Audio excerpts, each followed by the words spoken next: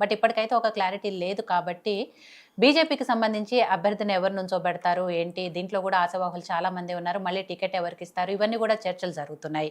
ఇప్పటికే ఆ! తెలంగాణ రాష్ట్రంలో మొన్నటి ఎలక్షన్స్‌లో 8 ఎమ్మెల్యేలు గెలుచుకున్న బీజేపీ, ఈ సీటును గూడా గెలుచుకుంటే తమ బలం పెరుగుతుంది. దేశవ్యాప్తంగా మోడీ వైపు ఎలా చూస్తున్నారు, తెలంగాణలో గూడా బీజేపీని ఆదరిస్తున్నారు, కోరుకుంటున్నారు అని బీజేపీ నాయకులు ఏదైతే చెప్తున్నారో, ఆ మాట వాస్తవమైనట్టు ఉంటుంది అని ఇవన్నా గూడా బీజేపీ నాయకులు చెప్తున్న పరిస్థితిలో మీ వర్షన్ ఎలా ఉంది జూబ్లీ హిల్స్ నియోజకవర్గం మీద? ఇప్పుడు ఒక్కటి మేడం, హ్మ్. కరాటే రాజు గారు, సతీష్ గారు మాట్లాడేటువంటిది వాళ్ళ వాళ్ళ పార్టీల అభిప్రాయాలు మాట్లాడనియండి. మాకేం అభ్యంతరం లేదు. హ్మ్. ఏ పార్టీకి ఉండేటువంటి వ్యూహం ఆ పార్టీకి ఉంటుంది. భారతీయ జనతా పార్టీ జూబ్లీ హిల్స్ సీటు మీద కన్నేసి ఉంచినటువంటి మాట వాస్తవం. ఎందుకంటే అది మా కేంద్ర మంత్రి, రాష్ట్ర అధ్యక్షులు, పార్టీ అధ్యక్షులు కిషన్ రెడ్డి గారి లోక్సభ నియోజకవర్గం అయినటువంటి సికింద్రాబాద్‌లో ఒక భాగం కింద ఉన్నటువంటిది. సరే, ఇప్పుడు రాజుగారు గత కీర్తి గురించి చాలా చెప్పినాడు. మాది అట్లా ఉంది, ఇట్లా ఉంది, అవన్నీ కరెక్టే. గతంలో కేసీఆర్ ఏంది, గతంలో 2 సందర్భాల లోపల ప్రజలు ఎట్లా దాన్ని ఆదరించినారు, చేసినారంటది. వాళ్ళది మైనస్‌లోకి వచ్చింది. అది గుర్తుపెట్టుకుంటే మంచిది. అనేక కేసుల్లో ఇరుక్కొని ఉన్నది. ఏం చేయాలో అర్థమైతలేదు. ఎంత అవమానకరమైనటువంటి సమాజంలో, సభ్య సమాజం సిగ్గుపడేటువంటి పద్ధతిలో కేసుల్లో వాళ్ళు ఇరుక్కొని ఉన్నారు. రోజు వార్తలు పుంకాలుగా వస్తున్నటువంటి సందర్భం లోపల ఇవాళ ఆ ఎన్నిక రావడం అనేటువంటిది జరుగుతున్నటువంటిది మీరు దృష్టిలో పెట్టుకోవాలి. ప్రజలేమి పిచ్చోళ్ళు కాదు. అంత విద్యావంతులు ఎక్కువ భాగము జూబ్లీ హిల్స్‌లో ఆహ్, చదువుకున్నటువంటి వాళ్ళు, మేధావులు, రకరకాల ప్రాముఖ్యత కలిగినటువంటి వృత్తులు చేస్తున్నటువంటి వాళ్ళు మనకున్నారు. ముస్లింలు ఉన్నారు. ఆంధ్ర ప్రాంతం సెటిలర్స్ చాలామంది ఓటర్స్ మనకు అక్కడ ఉన్నటువంటిది ప్రభావం చేసి చూపించేటువంటి పరిస్థితి లోపల. కాబట్టి ఇవల్ల మాకేమి లేదు. 2023 ఎన్నికల్లో మేము థర్డ్ ప్లేస్‌లో ఉన్నమాట వాస్తవం. 25,000 ఓట్లు, మా లంకల దీపక్ రెడ్డి గారు 25,000 ఓట్లు వచ్చినటువంటి మాట వాస్తవం. అజారుద్దీన్‌కి 64,000 ఓట్లు అట్లా ఉన్నట్టున్నది. మాగంటి గోపీనాథ్ గారికి 80,000 ఏదో వచ్చినట్టు కనపడుతున్నటువంటిది. మీరు అన్నట్టుగా పెద్ద కాంగ్రెస్‌కు, బీఆర్ఎస్‌కు పెద్ద చేంజ్ ఏమీ లేదు. అది గత కీర్తి. గత కీర్తి ఎప్పటికి ఉంటుంది అనుకోవడం కాదు. గత కీర్తి అనేటువంటిది ఏ రకంగా జీరోకొచ్చింది బీఆర్ఎస్ పార్టీది అనేటువంటిది మనం గమనించవలసినటువంటి అవసరం ఉంది. కాబట్టి ఇప్పుడు మేము 8 సీట్లు పార్లమెంటులో గెలిచినాము. హైదరాబాద్ చుట్టూ మేము ఆవరించి ఉన్నాము. కాషాయ దళము అనేటువంటిది ఒక ఓల్డ్ సిటీలో తప్ప మిగతా అన్ని ప్రాంతాల లోపల మాకుండేటువంటి అవకాశాలు మాకున్నాయి. మాకుండేటువంటి ఎత్తుగడలు మాకున్నాయి. ప్రజలు మా వైపు చూస్తున్నారు. మోదీ గారి వైపు చూస్తున్నారు.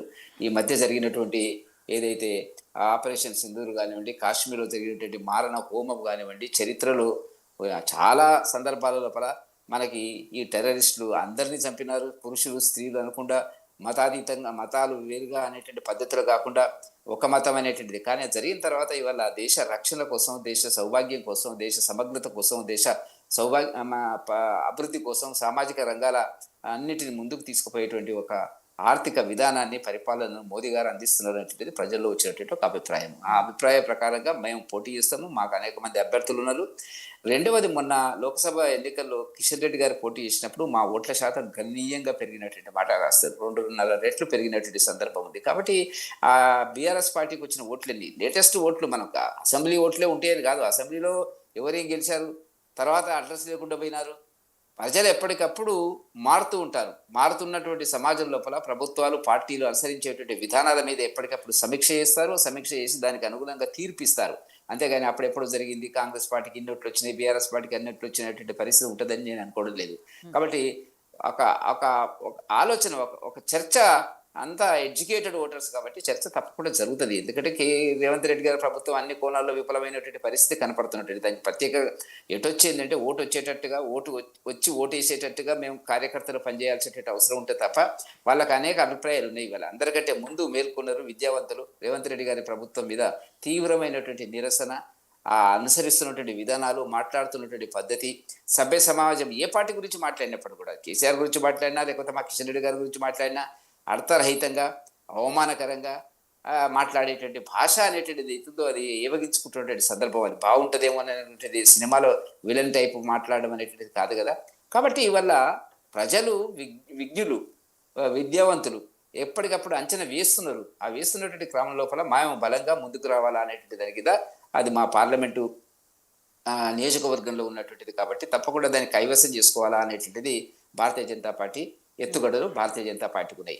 మీరు అన్నట్టుగా సానుభూతి అవుదా అనేటువంటి దాని మీద చర్చకు మేము పోము. ఇప్పుడు దాని గురించి ఏం జరుగుతుంది ఏంది అనేటువంటి దాని కింద వాళ్ళు పోటీ చేస్తారా, హ్మ్. మాకున్న సమాచారం వేరొక ఆమె పోటీ చేయడానికి ఆసక్తి కనపడడం లేదు అనేటువంటిది అయినా భార్య కానీ ఇంకేమైనా కుటుంబ సభ్యులు ఇప్పుడే మనం ఒక అభిప్రాయానికి రావడానికి అయితే వీలు లేదు. కానీ ఏది జరిగినప్పుడు కూడా భారతీయ జనతా పార్టీ హైదరాబాద్ సిటీలో ఈ యొక్క ఆ, గొప్ప ఉధృతి రూపం లోపల పోటీలు ఉంటుంది. గెలిచేటువంటి సర్వశక్తులను మేము ఒడ్డుతాం అనేటువంటిది మాకున్నటువంటి అంచనా. అది అది ఏ రకంగా అయింది అనేటువంటిది అభ్యర్థులు కూడా మీరు అన్నట్టుగా చాలా మంది ఉన్నారు. ఇప్పుడు అక్కడ ఆంధ్రప్రదేశ్ రాజకీయాలు మారినాయి. ఆంధ్రప్రదేశ్ రాజకీయాలలో మేము ఉమ్మడి గవర్నమెంట్లో మేము ఉన్నటువంటిది, కూటమి ప్రభుత్వంలో మేము పాలన చేస్తున్నటువంటి సందర్భం లోపల ఆ ప్రాంతానికి చెందినటువంటి వాళ్ళు చాలా మంది ఇక్కడ ఉన్నటువంటి పరిస్థితి. ఇవాళ ముస్లింలు మాకు వ్యతిరేకంగా అనేటిది కాదు, ముస్లింలు కూడా మొన్న జరిగినటువంటి కాశ్మీర్లో జరిగినటువంటి సంఘటనతో వాళ్ళలో ఒక చైతన్యం వచ్చింది. ఎప్పుడు ముస్లింలు భారతీయ జనతా పార్టీకి వ్యతిరేకంగా ఉంటారు అనుకోవడం పొరపాటు.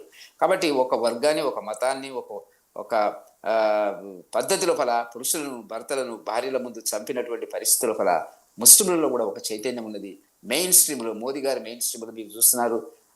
మన అసదుద్దీన్ ఓవైసీ గారు గౌరవ పార్లమెంట్ సభ్యులు హైదరాబాద్కు చెందినటువంటి వాళ్ళు ఇవాళ ఫారిన్ డెలిగేషన్స్లో వెళ్ళడం అనేటువంటిది ఒక సంకేతం కింద మేము భావిస్తున్నాం. ఘర్షణ లేదు, మాకు ఎవరితో ఘర్షణ లేదు. ఈ దేశము, ఈ దేశ రక్షణ అది ముస్లింలైనా, హిందువులైనా, క్రిస్టియన్స్ అయినా రక్షించుకోవాలా అనేటువంటి ఏకైక అభిప్రాయం ఉన్నటువంటిది భారతీయ జనతా పార్టీ. మిగతా పార్టీలకు ఓటు బ్యాంక్ రాజకీయాలలో ఉండకపోవచ్చు, అది వేరే సంగతి. కాబట్టి జూబ్లీ హిల్స్లో మేము బ్రహ్మాండంగా గెలిచేటువంటి అవకాశాలు మాకున్నవి, మా అంచనాలు మాకున్నవి. ఎప్పుడు అదే పద్ధతి.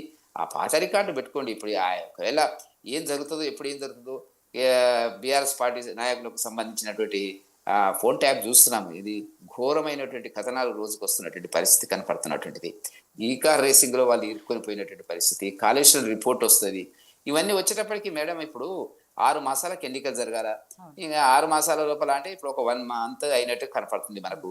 నెక్స్ట్ 5 మాసాల లోపల ఎన్నికలు బీహార్ కలిపి పెడతారా, ఏం చేస్తారంటే ఇది 4 మాసముల లోపల తెలంగాణ రాజకీయాల లోపల ప్రకంపనలు వస్తాయని మేము అనుకుంటున్నాము.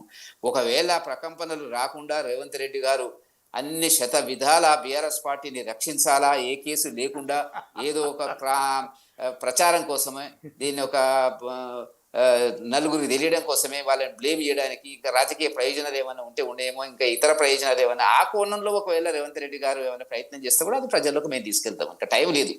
నెక్స్ట్ 5 months లోపల ఈ కేసులు అన్నిటి మీద నిజంగా కేసులు అనేటువంటిది అవినీతి చేసింది, అక్రమాలు చేసింది బీఆర్ఎస్ పార్టీ అనేటువంటిది ఒకవేళ అభిప్రాయం అనేటువంటిది వస్తూ రోజు కథనాలు వస్తున్నాయి. కాబట్టి ఆ కథనాల కేంద్రంగా ఎఫ్ఐఆర్ జారీ చేయాలి. ఆ పార్టీ సమస్య ఏంది, దానికి ఉనికి ఏంది, ఆ కుటుంబం ఏంది అనేటువంటిది వాళ్ళ చర్చలో ఉన్నటువంటి పరిస్థితి. మామూలుగా లేదు. పాపం రాజుగారు మాకు బాగా పరిచయస్తుడు, చాలా గొప్పగా చెప్పుకున్నాడు. అది గతంలో ఉండేది, నేను కాదనడం లేదు. ఇప్పుడు లేదు అట్లా పరిస్థితి. మీరు పోటీ చేసే పరిస్థితులు ఉన్నారా లేదా? గతంలో పోటీ చేసే ధైర్యం లేకుండానే పోయినటువంటి పరిస్థితి. 2 ఎమ్మెల్సీలకు సంబంధించి హైదరాబాద్లో మీ సీట్ ఉండొచ్చు, హైదరాబాద్లో మీ సీట్ ఉన్నంత మాత్రం చేత మీ సీట్లన్నీ ఖాళీ అయినాయి కదా, పార్లమెంట్లో ఖాళీ అయినాయి, రకరకాలుగా ఖాళీ అవుతున్నటువంటి పరిస్థితి. కాబట్టి భారతీయ జనతా పార్టీ తనకు ఉండేటువంటి ఎత్తుగడలతో, వ్యూహాలతో జూబ్లీ హిల్స్ సీటును దక్కించుకునేటువంటి సర్వ ప్రయత్నాలు చేస్తుంది అనేటువంటి దాని కింద మేము కార్యక్రమాలు ఉన్నాయి. మాకు 2-3 రోజుల లోపల కొత్త అధ్యక్షులు వస్తారు తెలంగాణకు సంబంధించినటువంటిది.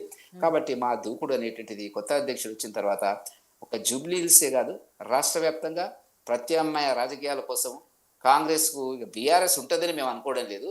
వాళ్ళు ఎటో అటో పోవాల్సింది, ఇటో అటో. కాబట్టి కాంగ్రెస్కు సంబంధించినంత వరకు, ఎందుకంటే వాళ్ళు మాట్లాడుతుంటే చాలా విచిత్రంగా కనపడుతుంది. వాళ్ళ ఉద్యోగాల గురించి మాట్లాడుతున్నారు హరీష్ రావు గారు, వాళ్ళే ఇచ్చినట్టుగా. ఫీజు రీఎంబర్స్మెంట్ గురించి మాట్లాడితే నాకు నవ్వొచ్చింది. ఫీజు రీఎంబర్స్మెంట్ పెండింగ్ పెట్టింది 5 సంవత్సరాల నుంచి బీఆర్ఎస్ గవర్నమెంట్.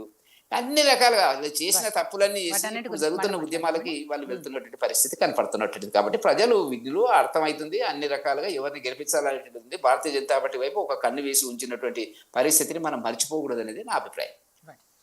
శ్రవణ్ గారు, జూబ్లీ హిల్స్లో మాగంటి గోపీనాథ్ గారు టీడీపీలో ఉన్నప్పుడు తను గెలుచుకుంటూ వచ్చారు. ఆ తర్వాత ఎప్పుడైతే బీఆర్ఎస్ పార్టీకి వచ్చారో ఆయన కంటిన్యూగా గెలుచుకుంటూ వచ్చారు. ప్రస్తుతానికైతే బీఆర్ఎస్ పార్టీకి సంబంధించిన సిట్టింగ్ స్థానం కాబట్టి వాళ్ళు ఎవరికి ఇస్తారు టికెట్, ఎంతవరకు గెలుపు అవకాశాలు ఉన్నాయి, ఇవన్నీ BRS party version. Congress party version విన్నారు. అలాగే బీజేపీ కూడా ఫుల్గా ఫోకస్ చేసింది. వాళ్ళు కూడా దాని మీద ఎలా ఉన్నారు అనేది అన్నీ విన్నారు. కాబట్టి మీకేమనిపిస్తుంది జూబ్లీ హిల్స్ నియోజకవర్గం